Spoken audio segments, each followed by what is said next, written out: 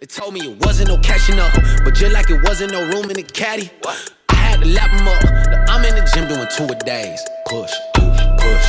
Now I'm in the gym doing 2-a-days. Push, push. And I'm getting money in any way. All I know is going getting paid. My moving weight like every day. Now I'm in the gym doing 2-a-days. I'm in the gym doing 2-a-days. Push, push. I'm in the gym doing 2-a-days. Let's run it up. Guys, welcome to the Run Up the Score podcast with Carl Reed and my co-host Carl Washington. We got a very special guest on here today, a legendary Hall of Fame coach of the Sumner Bulldogs, 4-time state champion, 9-time finalist, legendary coach, Coach Lawrence Walls. Coach, how you doing today? If it's any better, I'd be scared. Did I get your numbers right? It's 4 times you won it, right? That's correct. So I want to tell everybody this story, because we talk about the Grambling and running the Grambling wing T. And, I go speak on it all the time now, at the different clinics. And, a lot of guys are familiar with it as the Delaware wing T when you go out to different places. But back here in St. Louis, we call it the Grambling.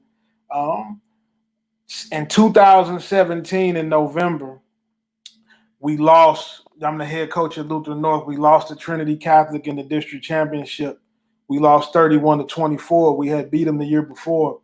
And I left that game feeling like we had to do something because they had really spread the gap on us. I felt like they had more talent than we did. I felt like they were playing more physical than we were playing, and that had kind of been our trademark where we were a much more physical team in the past. I felt like they even had a little more swagger than us, at that time. And I said that I told one of my coaches, if we don't do something, right, if we don't do something to close the gap or change it, I felt like they were going to run away from us as a program. And we were going to become an afterthought. And so as I was talking to different mentors and whatnot, I decided to call you because I felt like running the Grambling was what we needed to do to equalize the situation and swing it back in our direction. And a lot of people didn't agree with me when I made that decision, and they didn't think that we could win with that offense and playing that way. But we came back and beat them the following couple years in a row.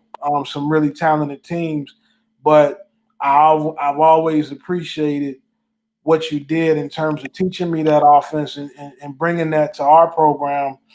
And I want you to give the listeners and everybody kind of a background on how you learned it and who taught it to you. I know the story, but I want you to give everybody kind of the history of when you started it and your coaching career. And what made you go in that direction?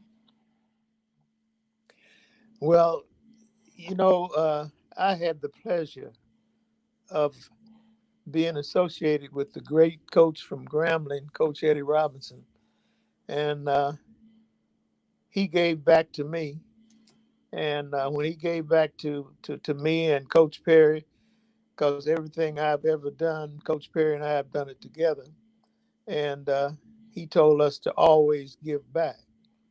And so when you called, that's what we were doing. The same thing that Coach Rob had done for us, we were willing to do for you. So that's the story of what happened with Grambling. He not only taught us football, he taught us a lot about being men.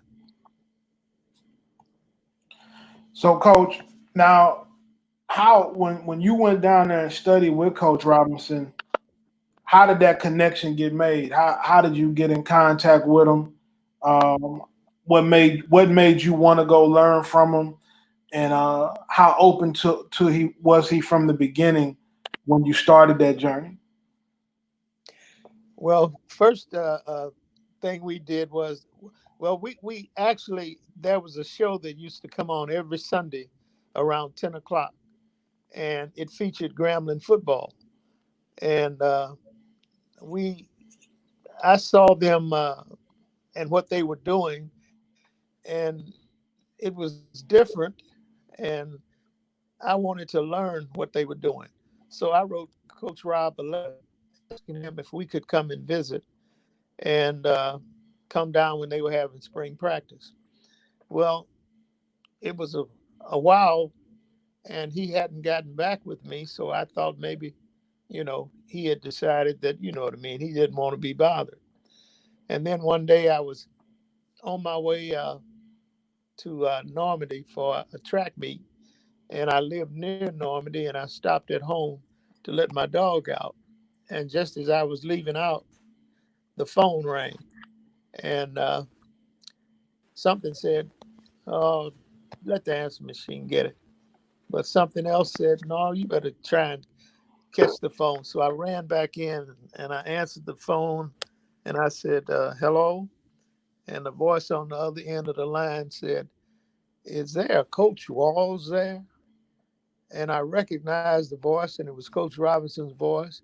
And I told him, I'm Coach Walls, and he said we'd be more than happy for you to come down here.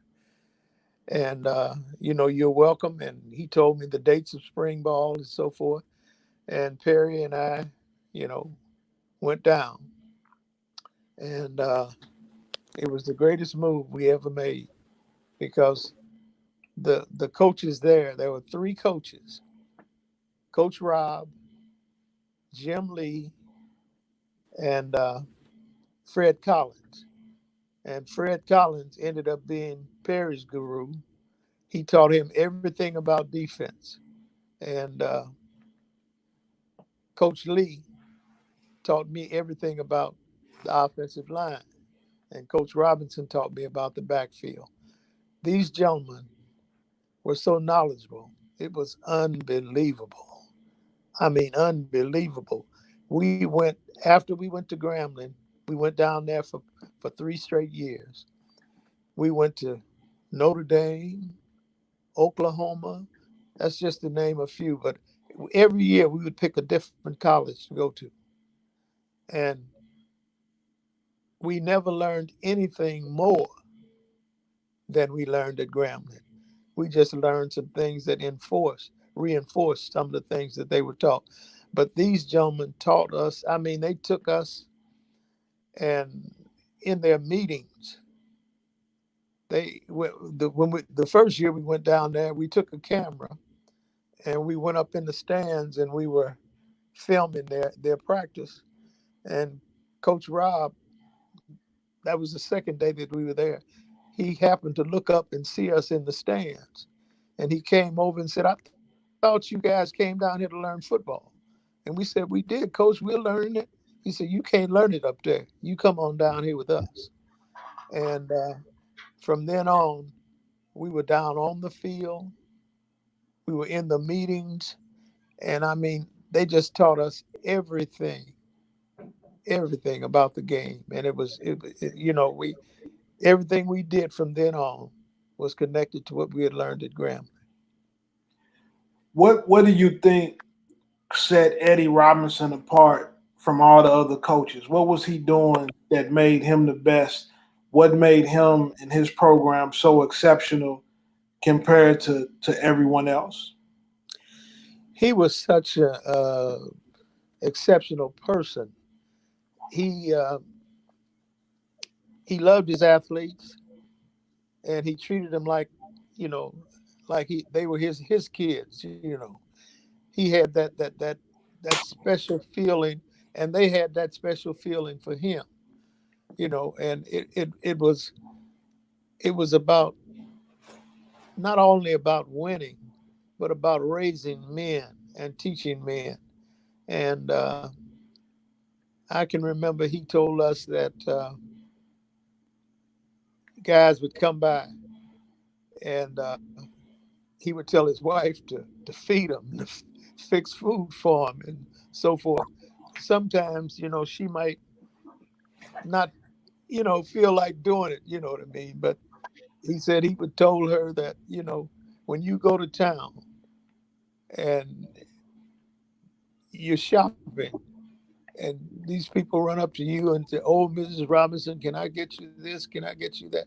say you're Mrs. Robinson because of those boys. Those boys make you Mrs. Robinson because, of what they're doing. You know what I mean? He always kind of gave the glory to someone else and not to make himself look big. Now, when you came back with that offense to Sumner High School, how did that affect your program? Did, I guess some people would say it made you unbeatable, in You terms know, of the way you played. what most people don't understand is I really was not the first one to run that offense at Sumter. The guy that coached there before me, Bob Harrison, he ran the offense. Bob ran that same offense, and I don't know why it didn't get. And I'm not talking about he ran a facsimile of it. I mean, he ran the offense because he knew Coach Rob, and Coach Rob had also taught him. But I guess when I started, it was just the right time and the right athletes. And, I had some great athletes, and Ben Cowens and James Cowens and the Harvey brothers and Byron Price. And, it was just a group that came together. And we all came from Little League. I also came from Little League. I had a team called the Falcons that won 3 Little League state championships. And we ran a facsimile of the Grambling, but it was not the actual Grambling. But Sumner was running it. Like I said, Bob Harrison ran it before I did, but it just didn't get a lot of publicity because for some reason they did not win. And when we came in with these guys, and we ended up, and the program turned around, and that's when people started to notice. Now, Coach, a lot of people may not know this, except for some of the older guys that played for you, and you just mentioned it. Before you were at Sumner, you started off as a little league coach, right? How Right. did you Right. end up going from little league to being the head coach at Sumner? Well, I graduated from Sumner, Mm-hmm. and I played ball at Sumner. And Sam Miller, who was my coach, uh, and also he graduated from Sumner, and he was a member of the 10 Just Men. And I'm sorry, he was a member of the Prometheans, and the Prometheans sponsored the uh, the Falcons. And after we had won the 3rd state championship, and he came to me and told me that it was time to come home. I want you to go to Sumner and take over the program. I want you to be Harrison's assistant for 1 year and then take over the program. So that's what I did. And the rest is history. When you were building the program, so you coached in the 70s is when you started, and at that time there's obviously not a lot of African American black head coaches in the city throughout the state, and you competing at a state championship level. Were there any racial components or racial dynamics you had to overcome, even teaching your kids how to go into some of the environments that you had to go into to win some of those games? Were there things like that you guys had to overcome to be dominant back then? Well, what we did was we always told the kids, that it was important to believe that you could be the best at what you did. And what we tried to do was we tried to show the kids at Sumner that they were as good as anybody. Now, a lot of times people would throw, facilities up in your face. You know what I mean? Well, I want my kid to go to this because they have this and they have that. We always told our kids that whatever they have, they can't take it on the field. They can only put 11 people on the field, just like you. And if you go out there and do what you had been taught to do, you'll come out victorious. And we always tried to dress our kids Coach Walls, for success. Coach Walls. And yes, That last part you said, when that part of your speech before every game, if they did what you prepared them to do, that they'll be victorious. that's right. The Yes, it reason I was. know the reason I know that one of your former players, he talk about you all the time, and we just sit up and talk about like the great person that you is. Smokey Ronald Harris, matter of fact. He always talk about you, coach. Like we could be down at Matthew Dickey before one of the games, and he could quote that speech verbatim. And then and he would get all excited. So you touched a lot of people's life. Well, I tell you, I'm the blessed one because uh, I'm one person touching their lives, but each one of them touched my life in a different way. Yes, You sir. know, they were very. I don't know what it was. We just had a special thing. They were special kids to me. And the last thing I would tell them before we went on the field was, if we play the way we've been taught, victory will be ours. That's And we Smokey. believe that. Well, can I ask you another question? I had heard somewhere that in the locker room before the games you played jazz music. Yes, we did. Uh, we played jazz music, and some of the young men still listen to jazz because of that. But that's another thing I learned at Grambling when I went down there. They played music, in the locker room. So we played music, and the kids, as long as that music played, they knew, we were getting ready. But when the music stopped, the atmosphere in the locker room changed, and everybody became totally focused, and they knew we were ready to take the field and we were ready to play. Did the offense? What are the elements of the Grambling offense that makes it so tough to stop?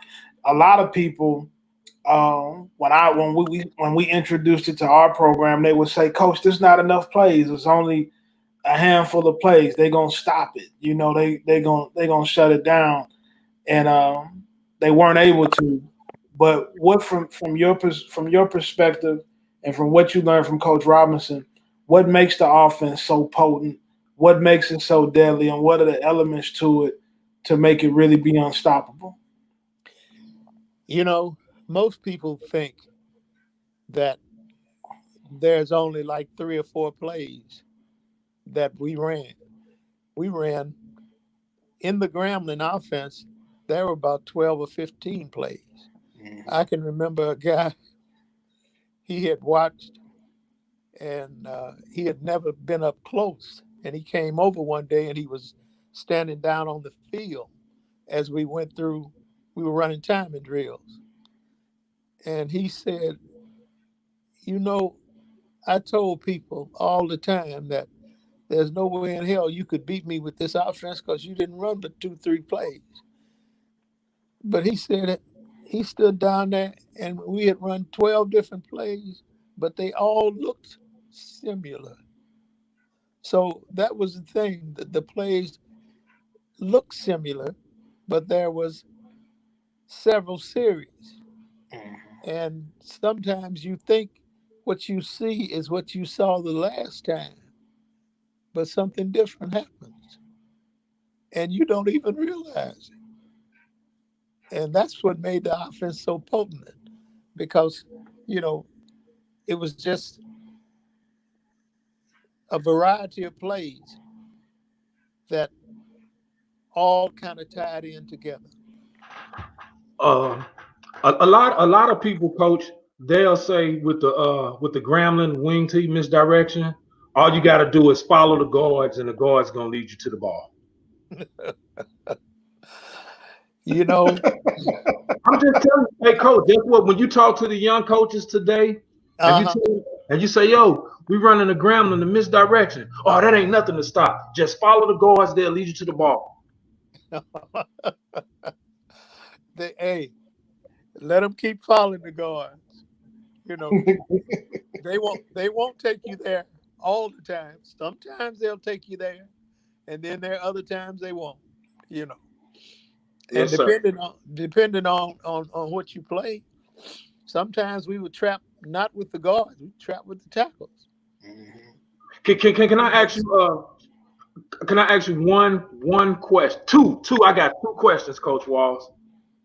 The first one is, was Ronald Hurd Smokey as good as he say he is? He said he was the best thing Smokey. Ronald Harris was a decent player. Yes, sir. He was a good player. Yes, sir. Yeah. And you know, I don't get into who was the best because it depends on when you played, who you played with. You know, it you never know. You know, and that's one thing I won't get involved in. Well, then I can't ask you the second question then, because the second question was who was the greatest Sumner football player you ever saw? Hey, it was so many of them.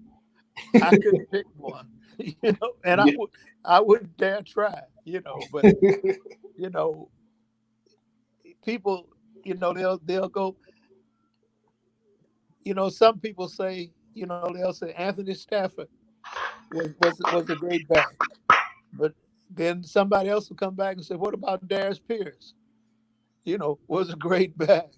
I mean, these guys, you know, you can't say Ben Cowens, you know, John Alger. You know, you go down the line, and we had some great players, but who was the best? I don't know, because if you had put Darius with the lineman that Anthony Stafford had, would he been as good? If you had put Stafford with the lineman that Darius Pierce had, would he been as good? You know, you can't say. You know, so that's something I would never get involved in, as to who was the best back. You know, what I mean, at when they came along at that particular time, you know, they happened to play with a group that, you know, they really, you know, excelled with. So, you know, we never get involved in they have the 100 greatest players. We wouldn't get involved in that You wouldn't? Why not? because it was over 100, and somebody's gonna get left out. You know. Now you could say, yeah, if you're looking at running backs, that so and so was this and so and so was that, you know, but you know, how can you say, you know, when each team every year was different, and you know, we just never felt like we wanted to get involved in.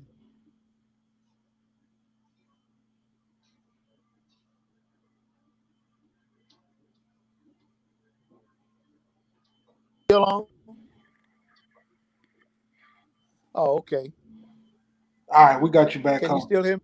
Yeah, we got you, Coach. Okay. Who when you were running your Sumner dynasty, who were some of the toughest programs you had to go through and that you had to face when you were on your championship run? Who were the teams that you knew that you had to try to overcome every year? Some of the best programs and the best coaches. Well, Jeff City, Kansas City Rockers.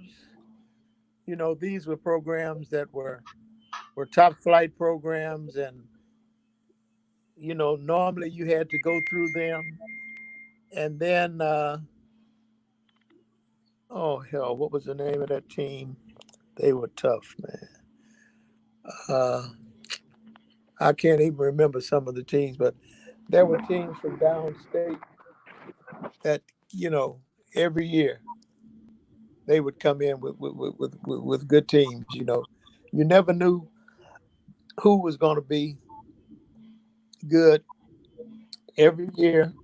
I can remember we scouted Washington for years and never got a chance to play them, and then all of a sudden we got a chance to play them, and it was a hell of a game because Washington did something to us that we had never had done to us before.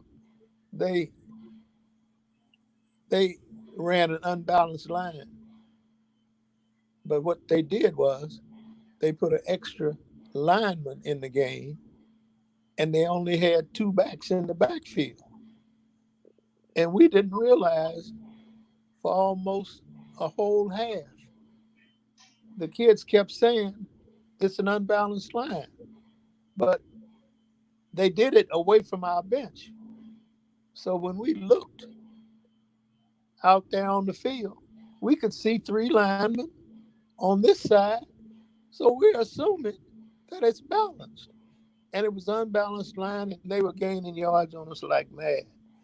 And then all of a sudden, Perry and I realized, wait a minute, where in the hell is that other back? And they had an extra tackle in the game. And once we realized it, we were able to make the adjustment and ended up winning the game in the second half because they were beating us to death in the first half. What? Do you still watch high school football now? Uh, Up until I think now I went to one game last year, and that was your championship game, Coach. And uh, I don't go anymore because I have trouble. My legs are weak. I don't be. When I went to Mizzou for that game, they had to help me up the steps. If they hadn't helped me up the steps, I'd still be in the stadium. But I just don't. I'm not steady on my feet. I would love to go to high school games, but I'm not steady on my feet, and I'm afraid I'm going to fall. Coming down the stand because they don't have handrails for you to hold on to.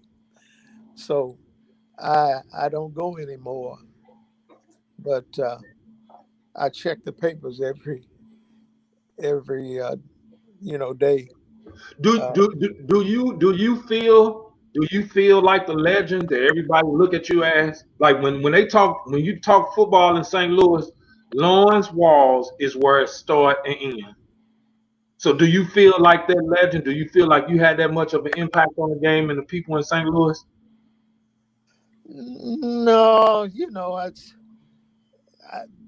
that's not important to me. The important thing to me is the camaraderie and the love that I have for my kids and the love that they have shown me.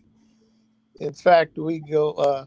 They have a golf thing in Phoenix, and the guys come together. I went last year and had the greatest time of my life. And it's just how they feel about Perry and I. That's the greatest thing for me to know that these young men have the same love for me that I have for them. Okay. So when Corey Reed first came to you and asked you to show him the Grambling, how did you take that? How did you look at him like, what does he want for real? No, he's not the only one. We've had a couple of people who have come to us and asked us to show them the Gremlin, but he's the only one who really took it seriously. And when he came and asked, it was just like me doing for him what Coach Robinson had done for me.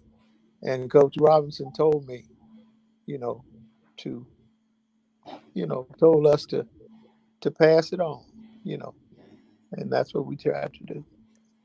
And You if you passed it on notice, to a good person. when I came, Coach who came with me. Perry. That's right.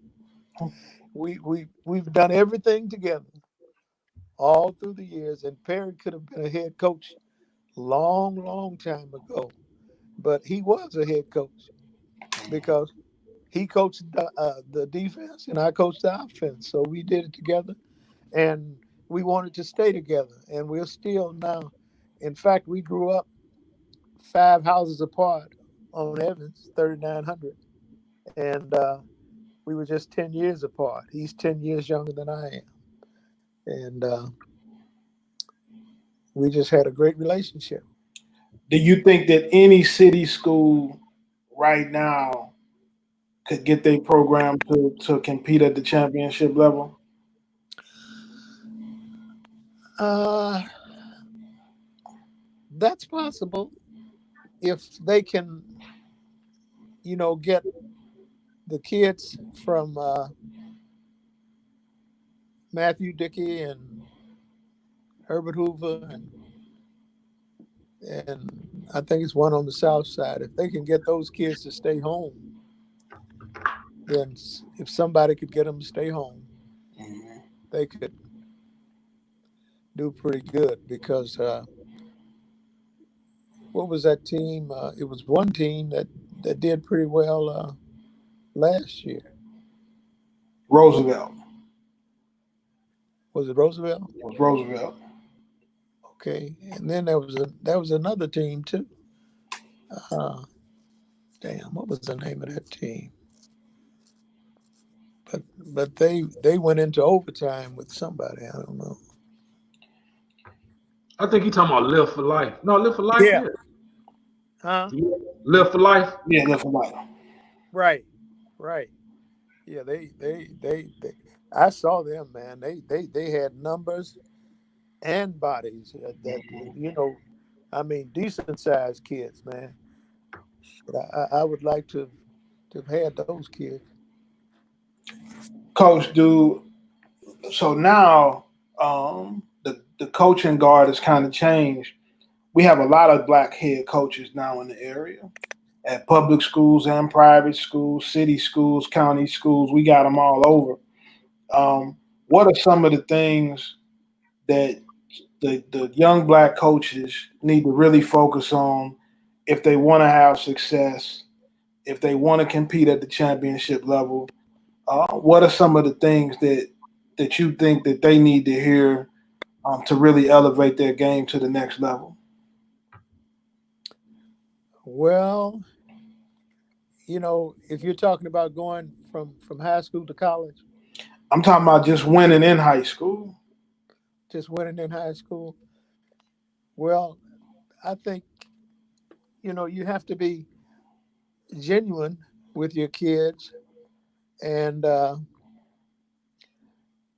think you have to work real hard on getting them to the next level, and you've got to make them understand the importance of education, and because we always had a saying,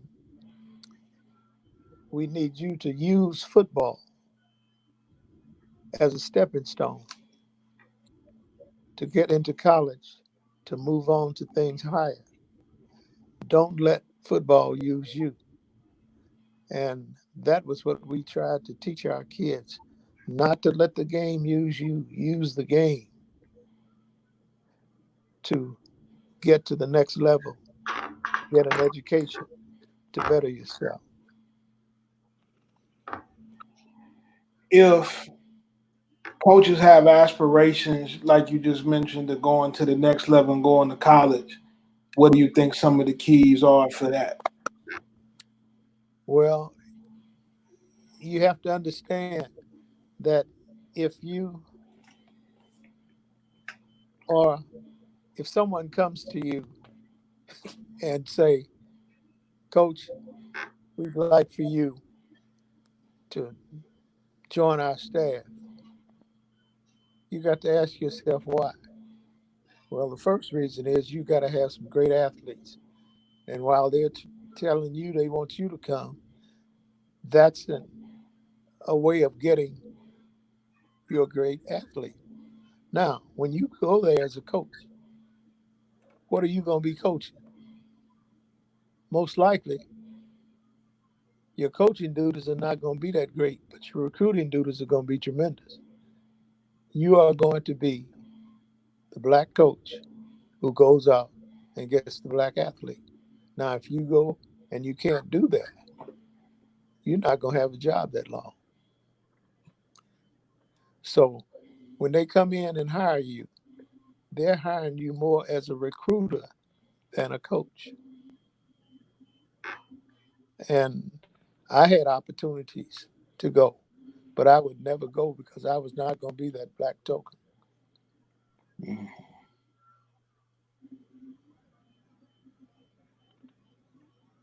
Man, I'm just sitting here. I ain't gonna tell no lie, Mr. Wall. I always wanted to meet you because I went to Vashon and played football at Vashon. And like I always wanted to meet you. So I'm just like sitting here. I want to hear you say some real fly stuff that drop knowledge stuff. Like that's what I'm looking for. Like I'm all like, hey, you a legend, man. And so I'm just honored to be on this podcast and be able to talk to you. Well, Coach, I'm honored to have you here too, and to talk with you because Vashon and Sumner, the two black high schools in the city, and we have a lot of history, and there's a lot of hatred for you guys and for us Yes, because sir. both schools have done exceptionally well athletically and academically. Yes, sir. Coach, as we've been going through as a country with the George Floyd situation with the police killings, George Floyd, Breonna Taylor, the situation with Ahmaud Arbery being killed by two guys. How has society, since you were young, has it gotten better at all, or does it seem like we're still going through the same things? And were you having the same conversations with your players back in the 70s that we're having to have with our kids now on dealing with police and navigating through these racial times? Yeah, you know things were a little different because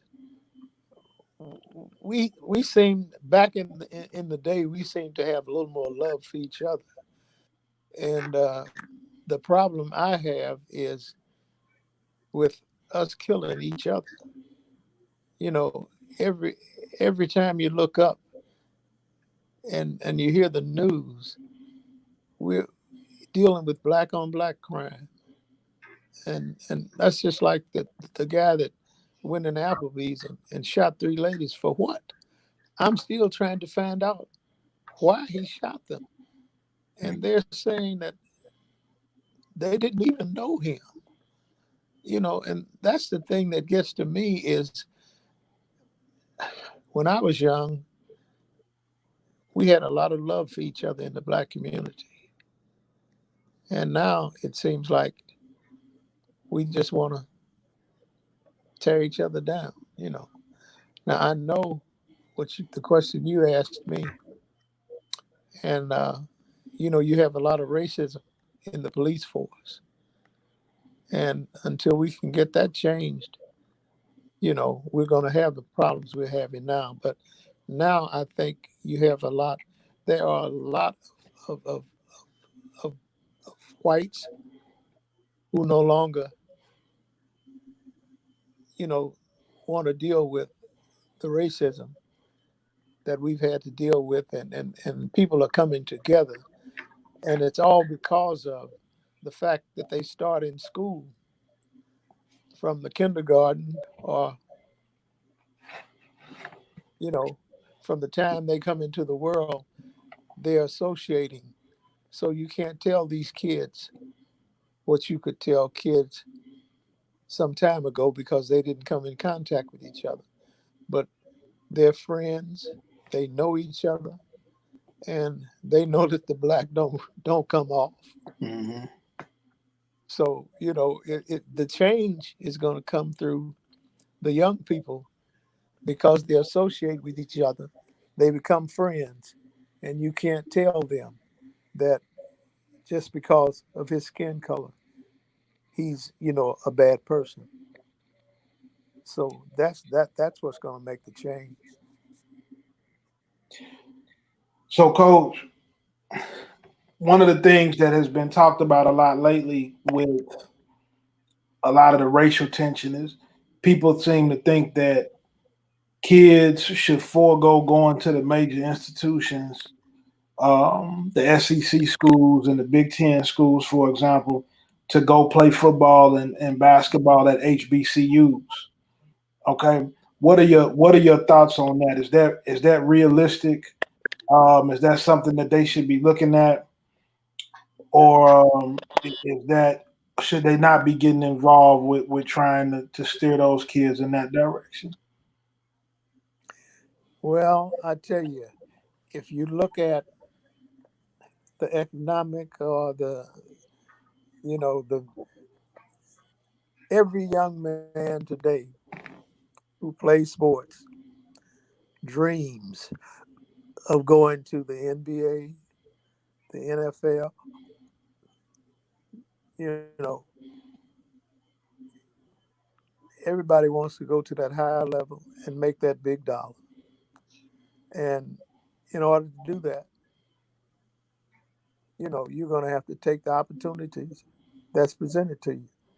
You know, some young men will be better off at the going to a black university, and some, you know, can go to the major university. So, I think it should be an individual choice. If that's what you want to do, and that's what you think you can succeed at, Could I ask you then this, Coach? uh Say, huh. say, a top level recruit. He could have went to anywhere. He could have went to Alabama, Ohio State, wherever. But he chose to go to a HBCU. Do you think that would hurt his chances to go professional? Because of exposure, it might. But if you are a Shaquille O'Neal, if you're a Kobe Bryant, You can go you play in know, China. it don't make you can play at the YMCA, and hell they'll find you. If you got that kind of talent, it's not going to make any difference. You know, but now if you are something that has to be developed, and nobody knows about you, you know, who am I to say where you should go? But you never know. Mhm. Coach, do you think that I asked you this a similar question about high schools early in the city? Do you think that an HBCU program could ever develop back to where they are powerhouse the way that Grambling used to be? Uh, I don't think so, because first of all, you got the financial problems. All the HBCUs have financial problems, and if they had, you know, most like Mizzou would love to annex Lincoln University, and all of these major colleges now would like to grab up these HBCUs and make them a part of their campuses. And we're fighting like hell to keep that from happening. Okay. Well, Coach, that's about all we got for you, man. We want to appreciate. I appreciate you for taking the time to come on. It's truly been a pleasure. And it's crazy because Corey Johnson, who played for you, coached me, and so we talk about the Grambling offense all the time. And you can go to any of those guys who played, and when we talk about the offense, whether I'm talking to Corey or I talk to Albert Thomas or Bobby Williams when he comes through here to recruit. We get on the board and start kind of going through the movements of the Grambling.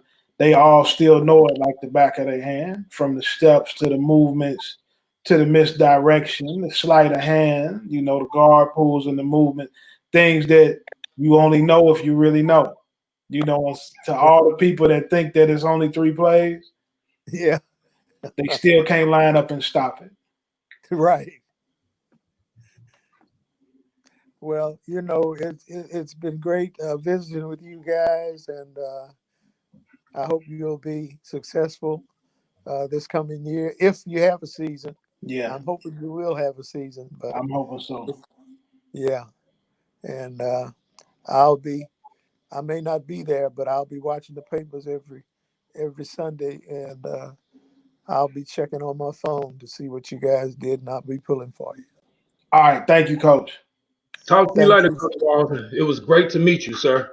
It was truly Hey, an honor to meet you. thank you so much for having me. Y'all take care. All right. Yes, sir.